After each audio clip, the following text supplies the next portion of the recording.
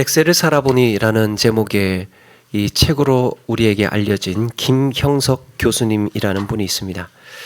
언젠간 미국에 있을 때 UN 본부에 한번 가게 됐는데 세계 평화를 위해서 각국에 모인 자리이다 보니까 무슨 의논을 할까 이분이 이제 기대를 하면서 UN 본부라는 데를 가게 됐답니다. 방청석에 앉아서 기다리는데 안전보장이사회 소집이 있다는 방송이 나왔고 정해진 시간 10분 전에 가서 미리 그것을 방청하기 위해서 기다렸답니다. 그런데 시간이 다 되었는데도 아무도 나타나지를 않더래요. 왜 안 나타나나 시간을 확인하고 보는데도 그 시간이 분명한데도 아무도 나오지를 않았습니다. 1시간 정도 지나서야 그때서 한 사람, 두 사람 촥 와가지고 자리에 앉더라는 거예요. 더 가관인 것은 각자 자기 주장을 발표하고는 들어와서는 다른 사람이 발표하는데 전혀 신경을 쓰지 않더라는 거예요. 회의 중에 서로 둘이 그냥 잡담을 한다든지 또 딴전을 부린다든지 아니면 밖에 들락날락하면서 커피 마시러 가고 서로 이야기하고 뭐 하여튼 이 회의가 엉망진창이더라는 겁니다. 김형석 교수님은 이게 무슨 세계 평화를 도모하는 회의야 하면서 의아해 했다고 합니다. 평화를 위해서 모인 자리에 자기의 자국의 이익만을 챙기려는 이런 의도가 노골적으로 드러나 있는 타인의 의견에는 전혀 관심이 없는 모습이었습니다. 이들에게 과연 세계 평화를 맡길 수 있을까? 고민스럽고 답답하고 마음이 무거웠습니다. 그렇게 낙심을 하고 그날 저녁에 마침 한적한 시골 농가에 식사 초대를 받아서 가게 됩니다. 단출한 식탁에 마주 앉아서 농사일을 하시는 주인 아저씨가 식사 기도를 하게 되는데요. 그날 그 기도가 김형석 교수님을 마음을 울렸습니다. 하나님, 일용할 양식 주셔서 감사합니다.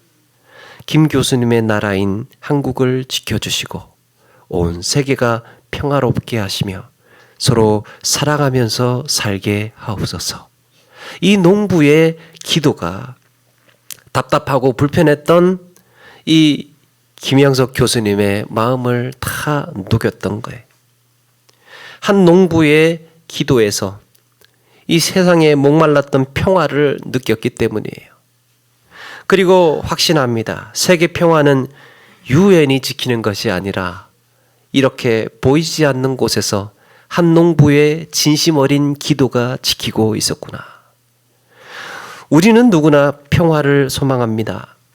믿는 자들뿐만 아니라 온 세상의 사람들 역시 평화로운 세계를 간절히 바랍니다. 그런데 온 인류가 그렇게 평화를 사모하고 평화를 위해서 힘을 모으고 애를 쓰는데요. 아니, 왜 평화는 이루어지지 않는 것일까? 왜 세상의 평화는 영혼 없는 이런 메마른 구호처럼 들리는 것일까? 평화. 얼마나 좋습니까? 모두가 다 동의하는 평화인데 그런 평화는 왜 오지를 않느냐? 과연 평화는 어떻게 세워지는 것일까? 오늘 말씀에 그런 역사의 아이러니가 하나 기록되고 있습니다.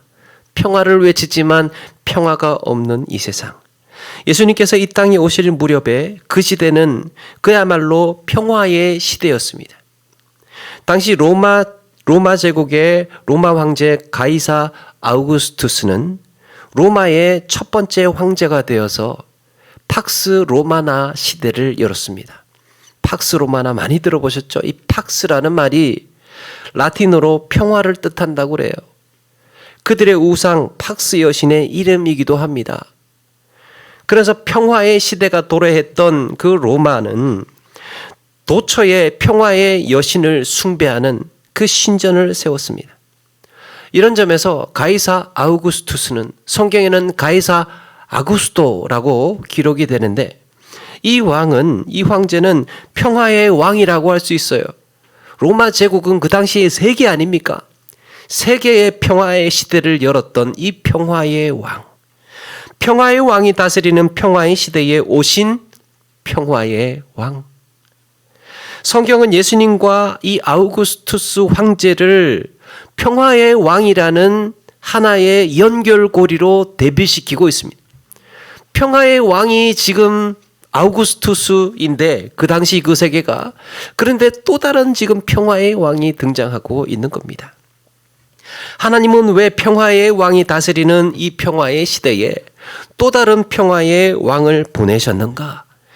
로마 황제 아우구스투스가 열었던 평화의 시대와 예수님을 통해서 이루어 나가게 되는 이 평화의 시대에는 무슨 차이가 있는가?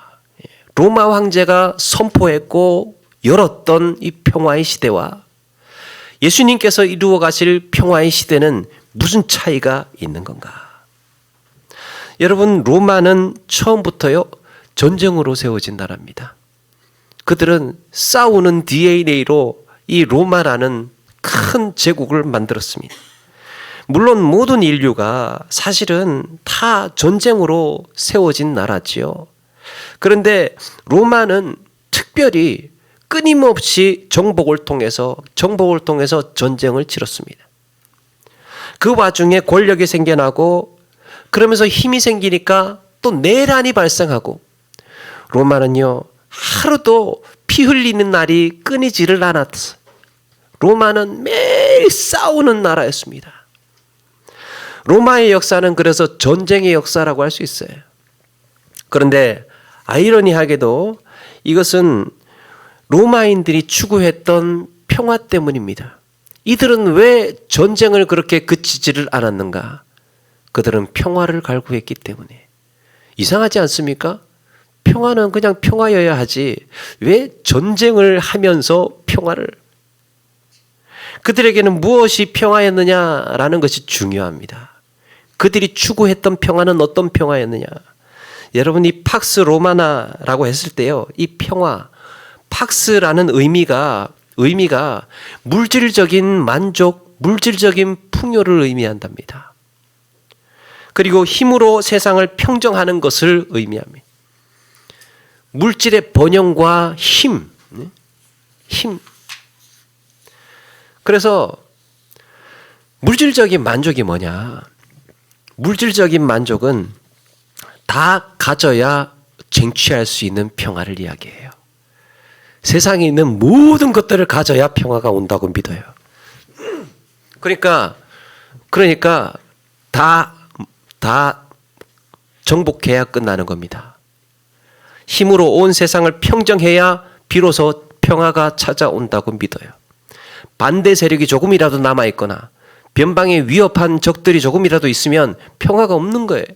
그러니까 정복할 수밖에 없는 겁니다. 왜? 평화를 위해서.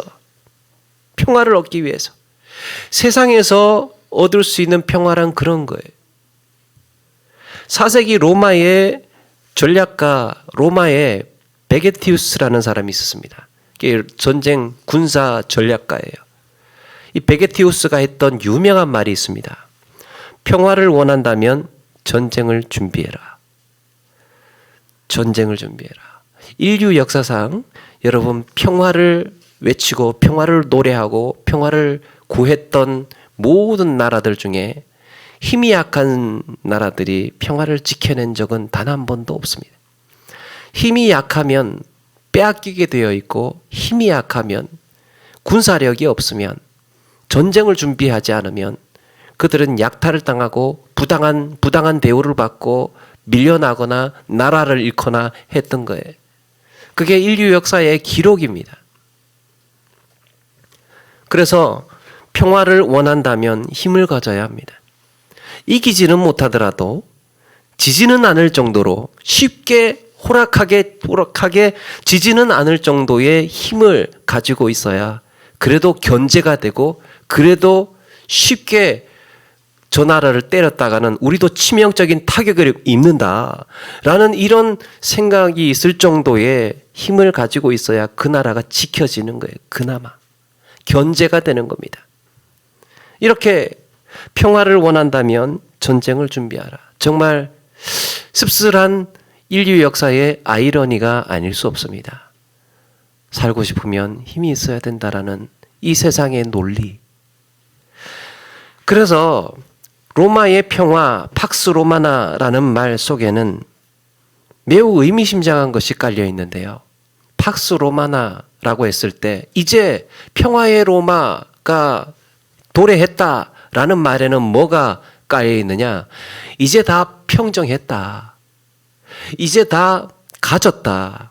이 모든 것을 가졌다라는 의미가 깔려 있습니다. 평화의 시대. 그런데 그러는 동안에 여러분 얼마나 많은 사람들이 죽어나가야 했습니까?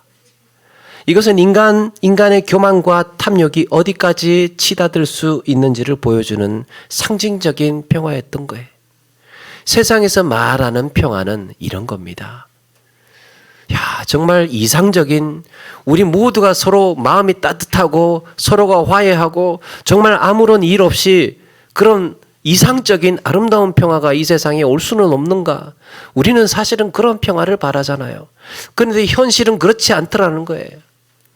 사람에게 마음 안에 있는 탐욕과 마음 안에 있는 욕심과 인간이 가지고 있는 교만이 그 이상적인 평화를 오염시키고 있는 거예요. 그래서 세상에서는 인류는 평화를 이루어낼 수 없는 겁니다. 왜? 사람의 탐욕과 교만 때문에. 지난 3,000년 동안 인류 역사에 큰 기록에 남을 정도 전쟁만 3,300번이 있었다고 합니다. 미국과 옛소련의 군사 경쟁이 한창일 무렵 그들이 가진 핵탄두로만 지구를 41번이나 파괴할 수 있을 정도의 엄청난 양이었습니다. 지금도 세상은 핵무기로 위협을 받고 있고 날마다 35,000명의 사람들이 굶어 죽어가고 있습니다. 그런가 하면 강대국들은 여전히 지금도 연간 5,500억 달러의 세력 확장을 위해서 쓰고 있습니다. 자기 영향력을 행사하기 위해서. 그런데 이들의 명분이 무엇입니까? 이들이 돈을 이렇게 쓰는 이유가 무엇입니까? 그들이 말하는 평화를 위해서, 세계 평화를 위해서 무기를 사고 군사력을 확장하고 힘을 키워나가고 세력을 넓혀가는 거예요. 이유가 뭐냐? 평화를 위해서. 아이러니하지 않습니까? 과연 얼마나 더 죽어야 평화가 올 것이며 얼마나 더 많은 가정이 무너지고 얼마나 많이 뺏고 빼앗겨야 평화가 오는 것인가? 이렇게 인간의 평화는 폭력을 전제로 하고 있습니다. 평화를 위해서 통제해야 하고 평화를 위해서 필요하다면 개인의 자유를 빼앗아서라도 평화를 이루려고 합니다. 평화를 갈구하는 인류는 마치 시지프스가 받은 그 형벌처럼 끊임없이 돌을 굴려서 산에 올려놓고 싶어 합니다. 평화를 이루어내야 돼. 그런데 인간은 증오, 보복, 질투, 욕심, 교만 때문에 평화는 다시 산 아래로 굴러 떨어집니다. 이제 정말 평화가 이루어질 것 같고 이제 정말 평화가 완성이 될 것 같은 그 찰나에 인간의 욕심 때문에 무너지고 교만 때문에 또 굴러 내려오고, 그러므로 온 인류의 평화는 인간이 이루어낼 수 없는 거예요. 온전한 평화는 인간이 이루어낼 수 없습니다. 그렇다면 성경은 평화를 어떻게 말씀하고 있을까? 세계 평화를 상징했던 팍스 로마나의 이 팍스와 대별되는 평화를 성경에서는 샬롬이라고 했습니다. 팍스와 샬롬. 같은 평화로 번역되는 이 팍스와 샬롬의 차이가 무엇인가? 여러분, 우리는 같은 평화로 이해를 하는데 사실 성경에서는 지금 다른 평화를 말하고 있는 겁니다. 앞에서 말한 인간이 꿈꾸었던 평화는 물질적인 만족입니다. 다 뺏어야 끝나는 거예요. 다 뺏어야. 완전히 다 정복해야 끝이 나는 겁니다. 세상에 절대 강자가 존재해야 끝이 나는 평화예요. 아무도 도발하지 못하고 아무도 고개를 들지 못하는 그 절대 군주가 존재해야 되는 겁니다. 그런데 세상이 그렇습니까?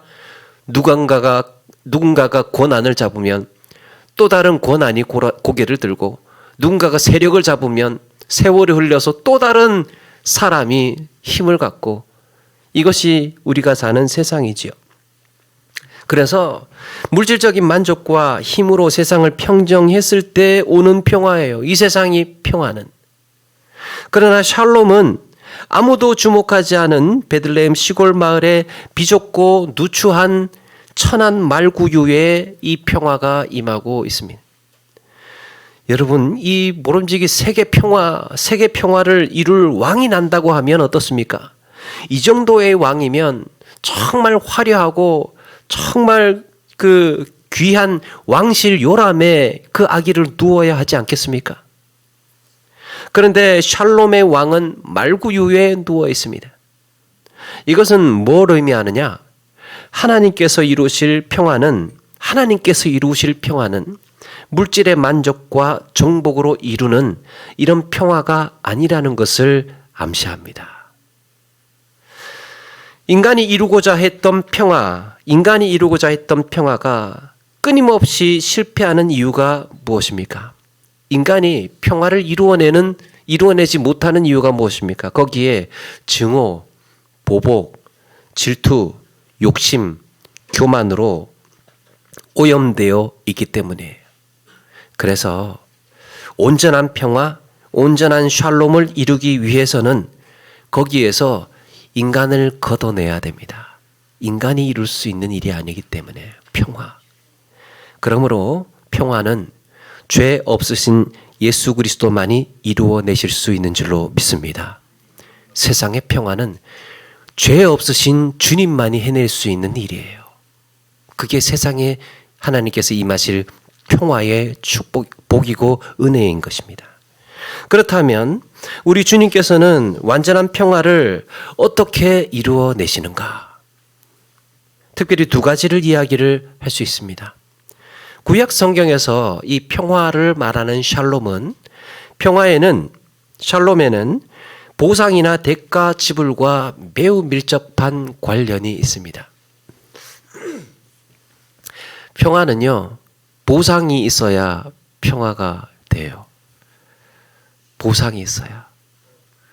누군가가 뭔가를 빼앗겼을 때 누군가가 그것을 채워주는 사람이 있어야 이게 다 서로 평화가 되는 겁니다.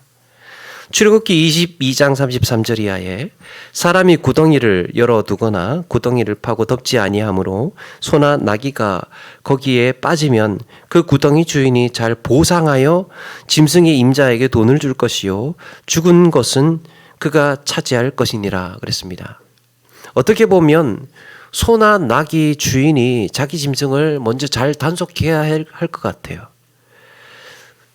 구덩이 판 사람도 억울할 겁니다. 자기가 구덩이를 팠는데 거기에 소 나귀가 거기 빠지라고 내가 구덩이를 팠냐? 우물 파려고 판 거지 빠지라고 팠냐?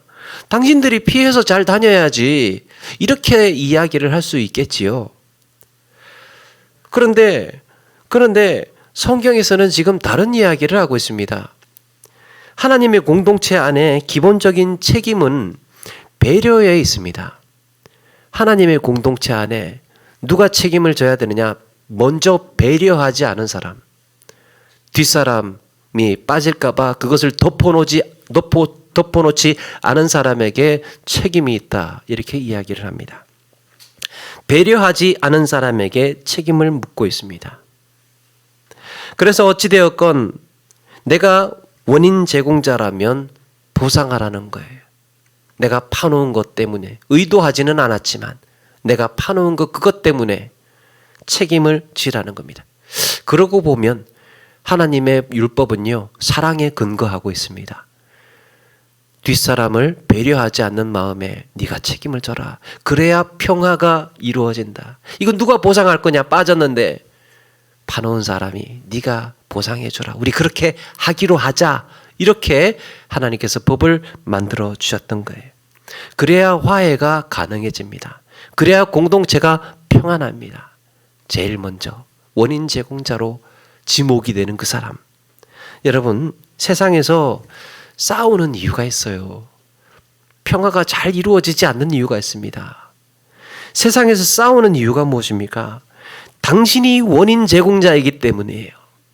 서로 원인 제공자라고 싸우는 겁니다. 네가 먼저 그랬지 않냐? 네가 먼저 그 말을 꺼냈지 않냐? 너 때문에 시작되었지 않냐? 예?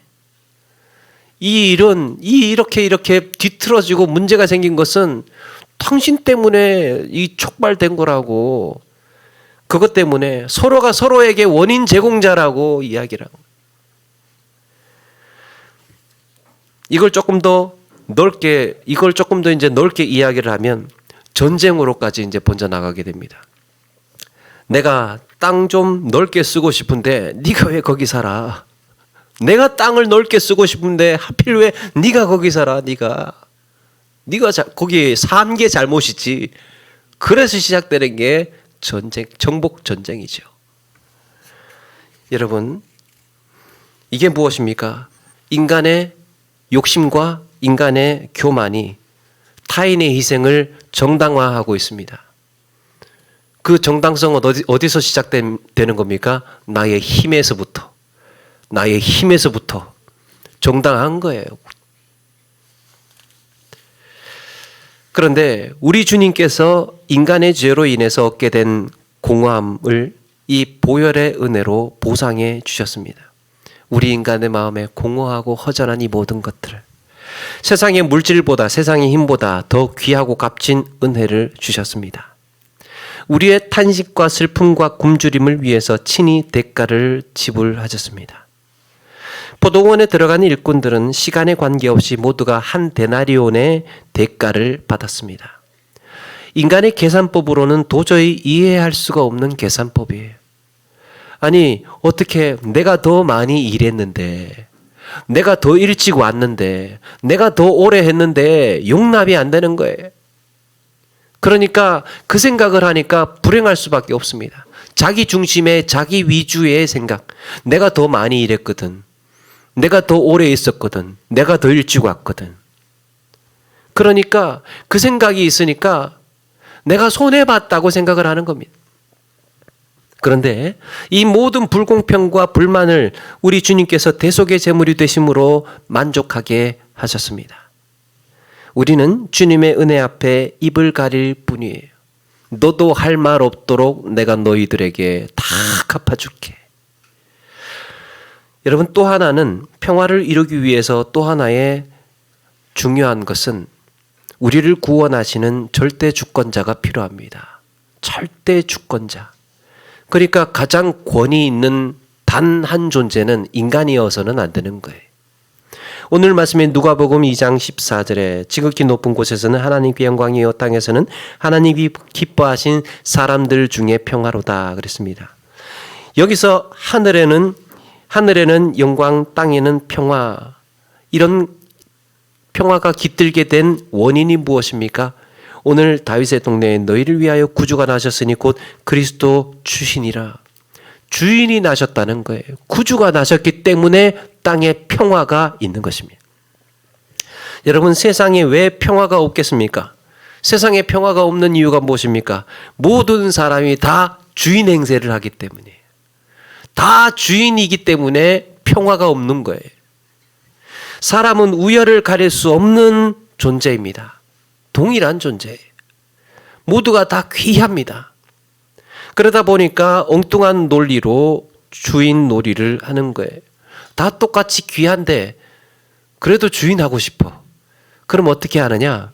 내가 좀 더 많이 가지면 될 줄로 알고, 내가 더 많이 알면 되는 줄로 알고, 내가 더 높은 자리에 오르면 될 줄로 알고, 내가 좀 더 강하면 될 줄로 알고 생각을 해서 사람을 그렇게 억압하고 그렇게 차이를 만들어냅니다.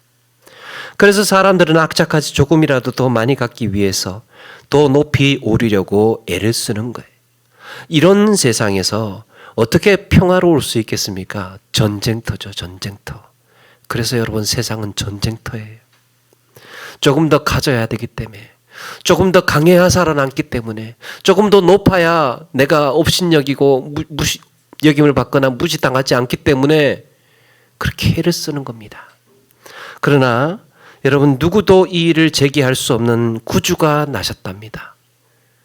우리의 주인, 만왕의 왕께서 질서를 잡고 가진 자나 못 가진 자나 다 똑같이 높은 자나 낮은 자나 모두가 존귀한 하나님의 형상이라고 우리에게 가르쳐 주고 있습니다. 너희들은 다 동일한 하나님의 자녀다. 이것은 우리가 평화를 누리기 위해서 어떻게 살아야 할지를 가르쳐 줍니다. 예수님을 전한다는 것은 평화의 복음을 전하는 거예요. 예수님을 전하는 것은 평화를 전하는 것입니다. 대속의 제물이 되신 그리스도로 말미암아서 우리 안에 자연스럽게 드러나야 하는 열매가 있습니다. 그게 바로 화평이에요. 구원의 복음을 가진 사람, 구원의 복음을 전하는 사람에게 나타나는 자연스러운 열매가 평안이에요. 평화, 화평. 그래서 우리 주님께서 화목의 제물이 되셨다고 하지요. 교회가 여러분, 교회가 아름다운 이유가 있습니다. 교회가 아름다운 이유. 세상 사람들이 교회를 보았을 때, 야, 어떻게 교회가 저렇게 아름다울 수가 있지? 부러워하고 흠모할 수 있는 이유 한 가지가 있습니다. 그게 바로 화평이에요. 평화. 세상이 전쟁터와도 같은 세상이 흉내낼 수 없는 단 하나의 우리에게 주어진 누릴 수 있는 은혜가 평화입니다. 세상은 이루어내지 못하는 평화가 교회에서는 가능해요. 주의 몸된 교회 안에서는 평화로울 수 있어요. 화목을 만들어낼 수 있습니다. 그래서 서로 화목하고 서로 협력하고 서로 조화를 이루어서 주님 안에서 하나가 되어가는 모습이 교회가 흠모의 대상이 될 수 있는 유일한 이유예요. 교회가 세상보다 나은 게 뭐가 있습니까? 세상보다 뭐가 더 우월하고 뭐가 더 앞서겠습니까? 교회를 보니까 세상에서 흉내낼 수 없는 것을 하더라는 거예요.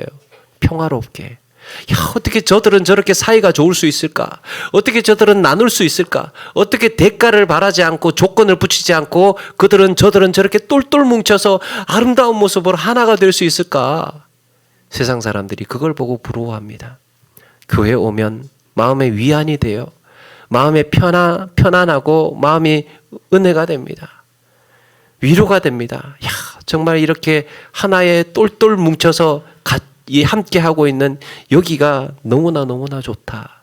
그게 교회가 할 수 있는 유일한 매력입니다. 그런데 여러분, 교회가 추해 보일 때가 있어요. 교회가 추해 보일 때가 있습니다. 교회가 꼴사나올 때가 한 가지 있습니다. 뭐냐? 싸울 때. 교회가 싸우는 모습만큼 추하고 천박하게 보여지는 모습이 없어요. 이거는 세상 사람들이 보고 오히려 조롱하고 웃어요. 야, 그럴 거면 교회나 세상이나 여기나 다 똑같은 전쟁터인데 뭐하러 신앙생활 하냐. 세상 사람들의 조롱거리가 됩니다. 추하고 꼴사나운 모습. 교회가 싸울 때 서로 교인들이 서로 물어뜯고 쥐어뜯고 싸우려고 할 때 싫어하고 안 보고 말 걸지 않고 만나지 않고 만나기 껄끄럽고 여러분 그런데도 모여야 되고 예배해야 되니까 여러분 그만큼 지옥이 어디 있어요? 만나기 싫은데 이야기하기 싫은데 어울리기 싫은데 같이 어울려서 손잡아야 되고 예배해야 되는 그런 지옥이 어디 있습니까? 교회에 기본적인 깔려있는 열매는 화평이어야 하고 화해여야 하고 또 평화가 교회가 있어야 우리는 신앙생활을 행복하게 해나갈 수 있는 겁니다. 그래서 이런 평화라는 것 교회만이 할 수 있다. 우리에게 주신 이 평화를 누리기 위해서 주님께서 대가 지불을 하시고 희생의 제물이 되셨다는 이런 은혜를 우리는 늘 기억해야 합니다. 주님께서 내게 영원한 생명을 주셨다면 우리의 삶은 배려와 보상의 삶을 살아야 하지 않겠습니까? 배려와 보상이라는 게 뭡니까? 우리의 삶 자체가 보상해 주는 삶이 이게 뭘 말하느냐? 여러분 공동체가 평화롭기 위해서는요. 누군가는 조금 더 기다려주는 사람이 필요해요. 10시에 모였는데 10시 5분에 오겠다는 사람이 있어요. 10시 10분에 온다는 사람이 있습니다. 그러면 어떡합니까? 먼저 온 사람이 좀 기다려줘야 이게 뭔가가 되는 거예요. 누군가는 좀 더 많이 내리는 사람이 필요합니다. 좀 더 형편이 괜찮은 사람, 내가 조금 더 이런 사람이 있어야 좀 내가 힘들고 어려워서 적게 내는 사람이 다 그 공동체 안에서 평화로워지는 거예요. 누군가는 조금 더 땀 흘려야 됩니다. 남은 청소 요만큼만 했는데 그러면 내가 조금 더 해야 되겠다. 이런 사람이 있어야 평화롭게 이 교회 예를 들면 청소가 다 이루어지는 거예요. 누군가가 조금 더 하는 사람이 있을 때 평화로워지는 겁니다. 그런데 조금 더 손해보고 싶지 않고 조금 더 기다리고 싶지 않고 당신만 바쁜 줄 알아? 나도 바빠. 내 시간도 중요해. 이렇게 하기 시작을 하면 교회 안에서는 평화로워지기가 힘든 거죠. 근데 교회는 그걸 할 수 있다는 겁니다. 때로는 내가 옳다고 생각하기에 물러나고 싶지가 않습니다. 왜? 내가 생각한 것이 맞거든요. 내 생각이 진리거든. 내가 더 성경적인 거예요. 그래서 그러다 보니까 이거는 꼭 관철시켜야 되는 겁니다. 물러나기가 싫어요. 왜? 맞는 것이고 내가 그렇게 신앙생활 해오면서 살아왔기 때문에 이건 내 신념이에요. 그런데 여러분 중요한 것은 그러는 동안에 평화가 깨지고 있다는 겁니다. 내가 옳다. 이 말대로 해야 된다. 이렇게 가야 된다. 라고 서로 버티고 있는 동안에 화목에 금이 가고 있다는 걸 알아야 됩니다. 눈앞에 있는 진리를 쫓기 위해서 우리는 더 크고 더 귀한 이 평화를 찍고 있다는 사실을 기억해야 됩니다.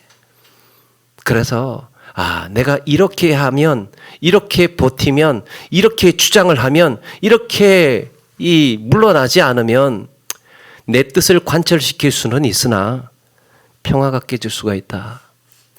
화목하지 못해질 수 있다. 화평하지 못할 수 있다. 라는 것을 기억한다면 좀 어쩌면 내가 생각했던 것, 내가 정당하다고 생각했던 것에 대해서 조금 더 유연하게 우리의 마음의 태도를 가져야 하지 않을까 생각을 해봅니다. 여러분, 그러므로 진리가 변질되면 분열이 일어납니다. 서로 정의가 아닌 논리가 어디 있습니까? 서로 각자 옳은 이야기, 맞는 이야기를 해요. 그런데 평화를 염두에 두지 않은 진리는요, 변질된 진리예요. 내가 진리 안에서 변화되고 내가 진리 안에서 변화가 되면 평화가 임하는 줄로 믿습니다. 말씀을 마칩니다. 이렇게 주님 오신 날을 맞이해서 다시 돌아보아야 하는 평화. 그리스도의 몸된 교회에서 가장 기쁘게 누릴 수 있는 우리의 위로, 우리의 영화는 바로 평화라는 것을 기억하시고 서로가 서로에게 이 아름다운 평화의 일꾼으로 섬기며 나가시는 우리 모두가 되시기를 바랍니다. 네, 자, 우리 이 시간 세례 유아 세례식 먼저 거행하도록 하겠습니다.